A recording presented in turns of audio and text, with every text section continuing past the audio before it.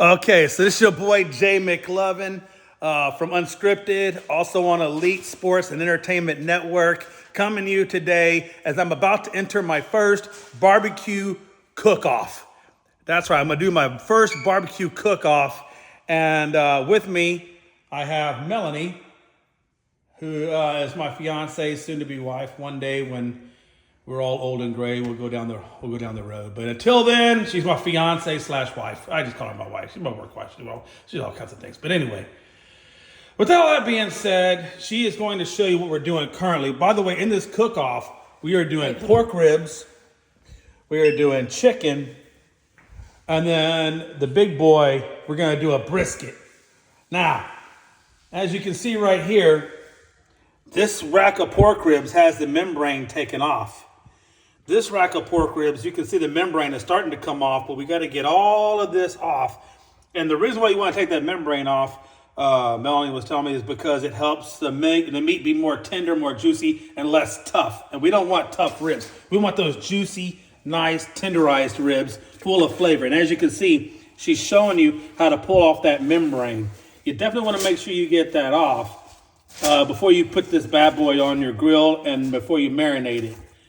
Again, you could cook this with it on, but it's just going to give you a little bit tougher meat. And we don't like tough meat. We like good quality tenderized meat. So with that being said, while Melanie is putting our ribs into their container, I want to walk you over here what we'll be using today. I'm not going to tell you the marinade. I'm not going to tell you the seasoning that I use for a rub, because that you got to pay for. This you're getting for free. Okay, this you're getting for free. So again, I'm not going to tell you what it is, but you want to take a rub, and then we're going to rub all of the meat with this rub. Don't do it quite yet, Mel. And then we're going to come back when the cooking is actually going on, and then we start marinating while we're cooking. This is the marinade I'm going to be using. Now, there's a lot of marinades out there. You can go on the internet, you'll find 1,000 different barbecuing marinades. Go to HEB, you'll find 1,000 as well. So, but that's what we're going to use for the brisket. This will only be used on the brisket. When we do the chicken and the ribs, we're still going to use the same rub, but we're going to go over it with a homemade barbecue sauce that Melanie made. So we're going to have our own barbecue sauce. That's what we're going to be basting the chicken and the ribs while we're cooking them. The brisket will have its own marinade, which you can see right there. Oh, I gave you a slight peek to it. Did you catch it? If you didn't, that's okay. But yeah, so that's what we're going to be doing. Right now, Melanie is putting on her gloves, as we are very sanitary in this household. All of us have washed our hands. All of our meat has been, or is going to be cleaned and washed before we rub it down. And now Melanie's going to rub down the ribs. I'm going to do the brisket. Melanie's going to do the ribs and chicken. And I'm going to do the brisket. So again, without showing you the rub, this is how we're rubbing it. And then you just, exactly what it is, you rub it into the meat. You rub it into the meat so it really adheres to the meat, and it also starts the soaking process of the rub. So you really want to get it good and worked in on those ribs. I think the two biggest secrets to barbecuing and smoking is your rubs and marinades, as well as your wood. You want to have a good quality wood, pecan, cherry, apple, live oak, pecan, hickory, mesquite. All of those are good woods to use for flavor when you're smoking the meat. But we'll get more into that here in a little bit. So now we got our ribs all marinated up, or I should say rubbed up. We'll put that in the refrigerator for about 24 hours. And then tomorrow, those bad boys, they go on the pit. God, I can't wait. It's going to be an awesome time. Next, we're going to go over to the chicken. Do we have a container for this chicken already? Yes, we do. Okay, so we have our containers for the chicken, which I will now bring over here. So we can open them up, place them in.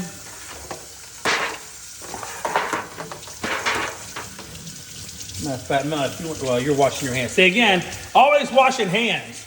whenever you're cooking, make sure you're washing your hands.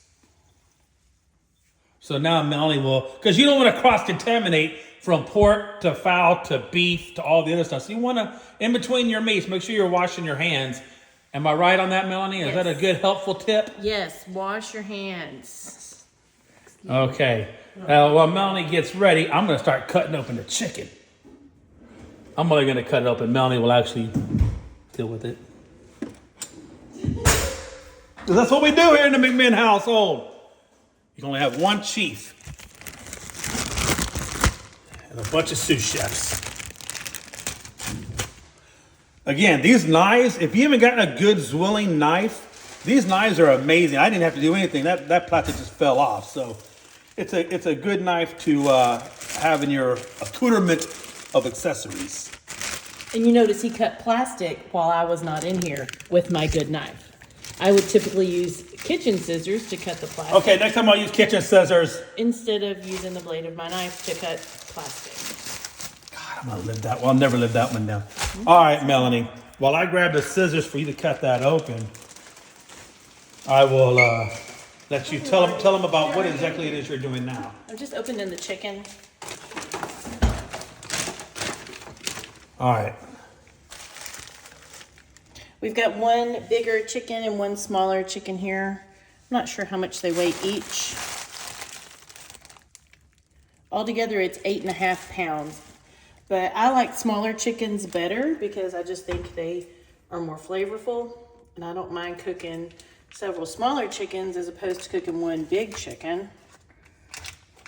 Now, you're cooking smaller chicken, so obviously I'm assuming the cook time on the pit will be less because of them being smaller. I don't imagine it being a whole lot less, but yeah, it'll be a little less. Really, you're looking to get that good smoke flavor into the chicken before you want to wrap it up and let it cook just in the heat.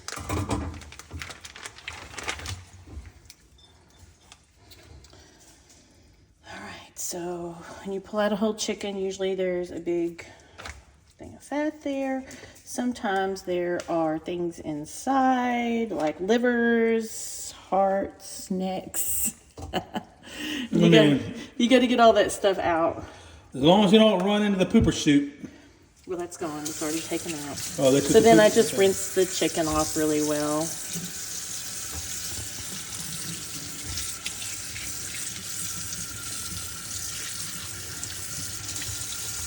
So what you're seeing right now, what we're doing right now is the preparation time.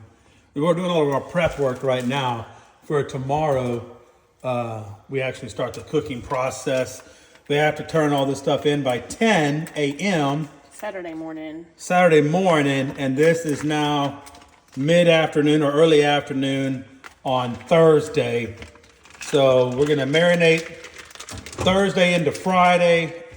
The chickens and the ribs and the brisket will all go on at various times throughout Friday and into Saturday morning, where then we'll rest it, cut it up, package it up, and send it off to the judges for them to give us their verdict. Yeah, this one didn't have any stuff in it. Didn't have any stuff. How do you know it's a real chicken? It could be one of those artificial things that they're making now in labs. Sometimes they do and sometimes they don't. I don't know if I trust that chicken, but we're going to roll with it. If HEB says it can be eaten, I guess we're going to roll with it.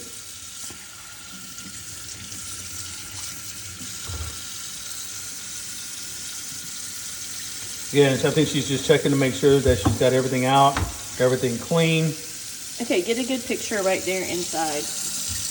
I don't know if y'all can see that or not, but this part right here, those are like the kidneys in the chicken, and so I like to take those out because sometimes they can give kind of a bad flavor to the rest of the chicken. So I just kind of scrape it.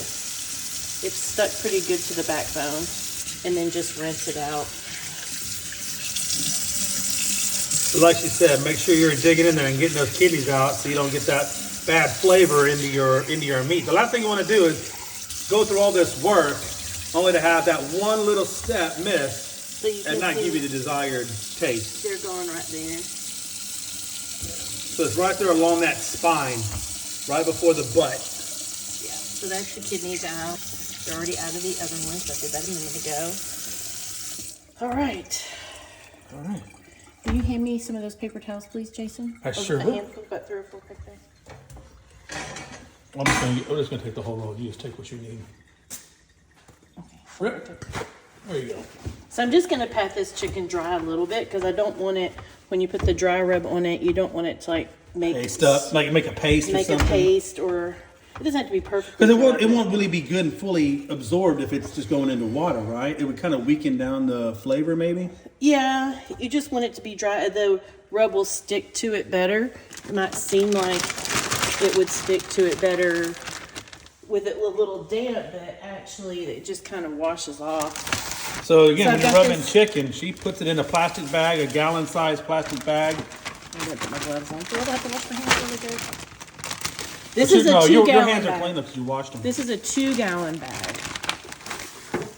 Hey, which is another reason why, as soon as you're done with one meat product, going to a different meat product, wash your hands right afterwards. That way, if you do forget to put on your gloves, your hands are clean. So now Melanie has really rubbed that chicken nice. It'll sit in there and get good and marinated. Put the other, Or good and rubbed in, marinated. put the other chicken in there too. It's a big bag. All right, so she's got both chickens in there now. We're gonna sprinkle it on the other chicken. Rub it in all nice and good. Again, I'm giving you the techniques. You can find your own flavorings or rub seasonings or make your own seasonings even for that fact. That way, no chicken is ever the same. But the techniques are the most important part. Once you get the technique down, then you can really find your own flavor and find your own taste palette for your food. But without the proper techniques, all that really doesn't matter. Okay, that's My mama said you can never have 2 Jasons in the world, Mel. You only have one. The world wasn't big enough for 2 of us. of course, baby.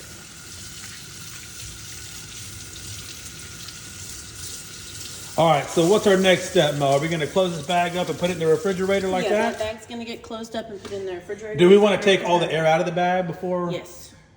Here, I can do that. So I'll watch. So again, she's continuously washing hands. I really want to point that out because the last thing you want to do is A, number one, get somebody sick, or B, number two, have a bad product because you didn't do all the right things. Okay, So so here's the chicken. now we got the chicken. Put it next to the ribs. Chicken. So now you got the ribs. Now you got the chicken. Now we're gonna go to the big bad boy, the brisket. Melanie, I'll let you take this part while I do the brisket. Okay, can we pause it for a second? No, it's okay. I can do it. Where's the scissors at? In the sink. I should have washed some scissors. Yeah. And then I was gonna clean the sink out too, so you're gonna open it over here in the sink. I am gonna open it over there. I'm just putting. We have What are you doing? just rinsing out the sink really well so that we can move on to the next thing. I don't want to.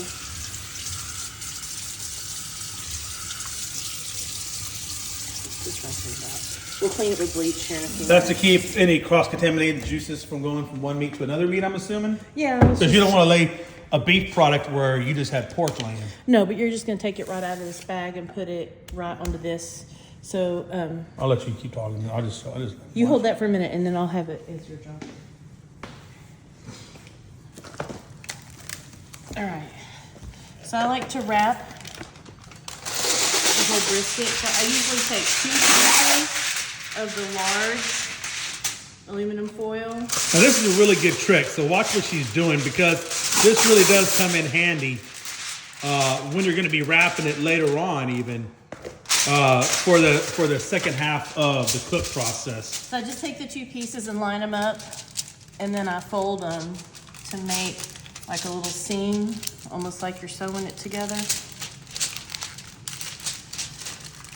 So then you've got that seam,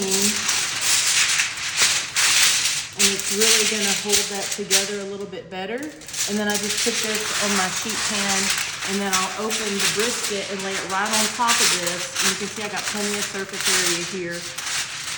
to cover. Make sure you're giving yourself enough aluminum foil to really go way over that pan, because you got to remember there's going to be juices and all kinds of stuff in there, and usually, depending on how big your brisket is, you're going to have a lot of surface area there to cover. So I'm going to move this over here by the sink so that Jay can start on the brisket.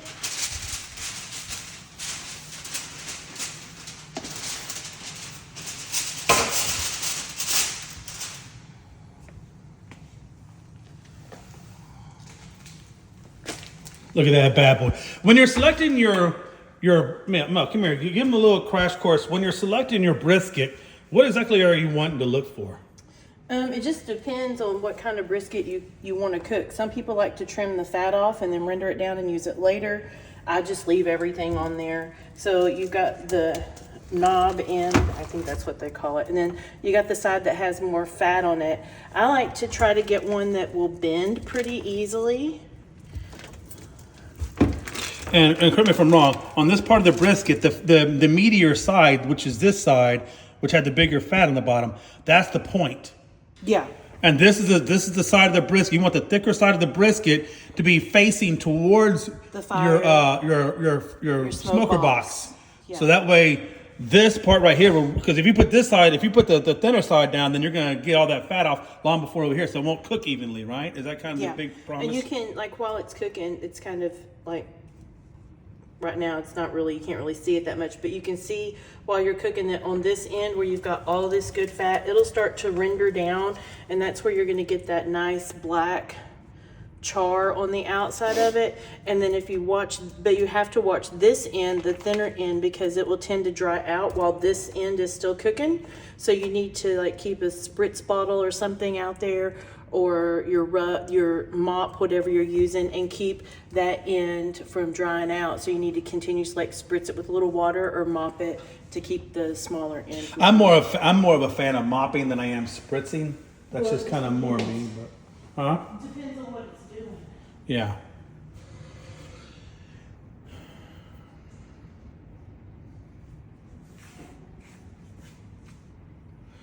So again, we should be having this one, as soon as we get this one all rubbed up and put into the cellophane, then we'll take all three of these, put these into the refrigerator and let them sit for the next 24 hours. And then we'll open these bad boys up and we'll get it going.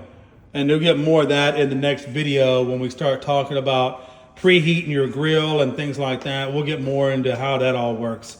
But for right now, we're gonna bring it back over here. We're gonna knock out this rub. Did we switch up rubs? We switched up a little bit because we're almost out of that one, and we're gonna mix them up. Okay. Are you gonna mix this with this? Probably mix it. Yeah. I'd use the rest of that and then add on this one. Okay. So It's up to you though. Oh, that's fine. So the first thing we need to do is, you want to hold that? I'll just cut this out of the plastic. Yep. Here we go. For sure. Scissors at. They were in the sink. Oh, here they are. Cause I washed them, laid them over there. Yeah, I love that. Always washing, always cleaning as you're going through the entire process. I can't stress that enough, man. That's such a huge thing to keep cleaning long after, even when you're in the cooking process, you're still continuously trying to maintain a sanitary environment. Mel, when they're selecting a brisket, how much blood do they want in the bag? A lot, medium? Minimal blood. You want to see some red in there, but if it is like overly red, like really soupy, it's probably been frozen at least once or twice. So the least blood you see in it, the better, because it means it's probably a fresher brisket. But then again, you're gonna have a little bit in there. You can see how there's some in there, but there's not much blood in there. It's a little bit. You're gonna have a little bit, but this is a really, really good brisket. In terms of the fat, the back fat, in terms of the marbling, in terms of the amount of blood, all the things that you look for. This brisket really has a lot of those qualities in it. I gotta do this. Okay. Well, I was gonna use the rest of that other one first. Yeah. Just kind of use both of them together. Like, I think it'll be good like that.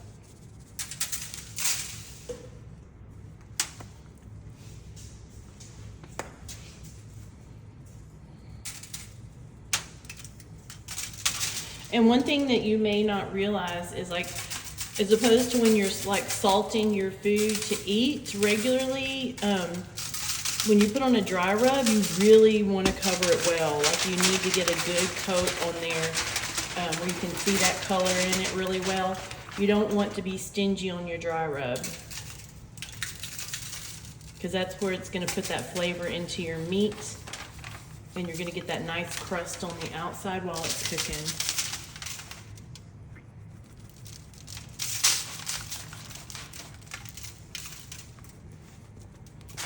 As you can see, I poured it in my hand because I really, like she said earlier, I really want to make sure that it gets good and rubbed in there, not missing any spots.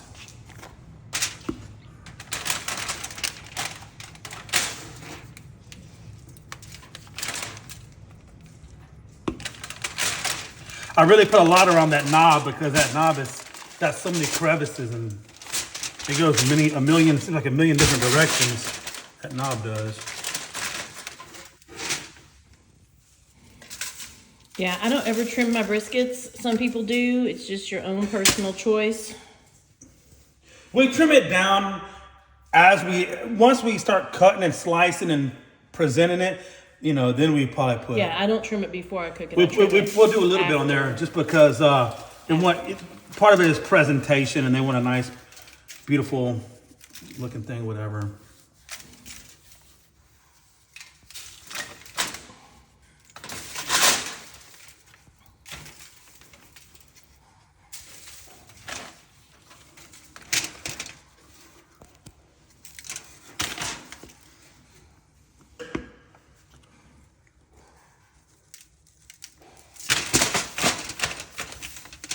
All right. What do you think, Mel?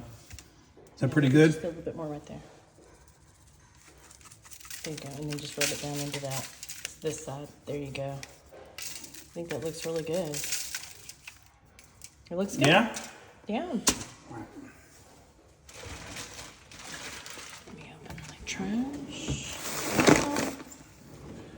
Wash my hands now. Hey, don't afraid to get dirty in the rubbing process, because this is where the magic is. If you don't have this part down right, all them hours that you're going to be out there spending, smoking this thing, thinking you got a great product, if you don't get this part right, then you really just wasted a lot of your time out there for nothing. Because you're not going to get the overall outlook or effect you're trying to get. All right. So then we'll wrap this bad boy up. Well, I love watching it. Doesn't that just look beautiful? Makes you all happy inside. Yeah, it does. Doesn't that make you happy? Yeah. Because when you start smoking it and you start seeing that mahogany and then it goes to that char, man. That's when you know you're a pet master.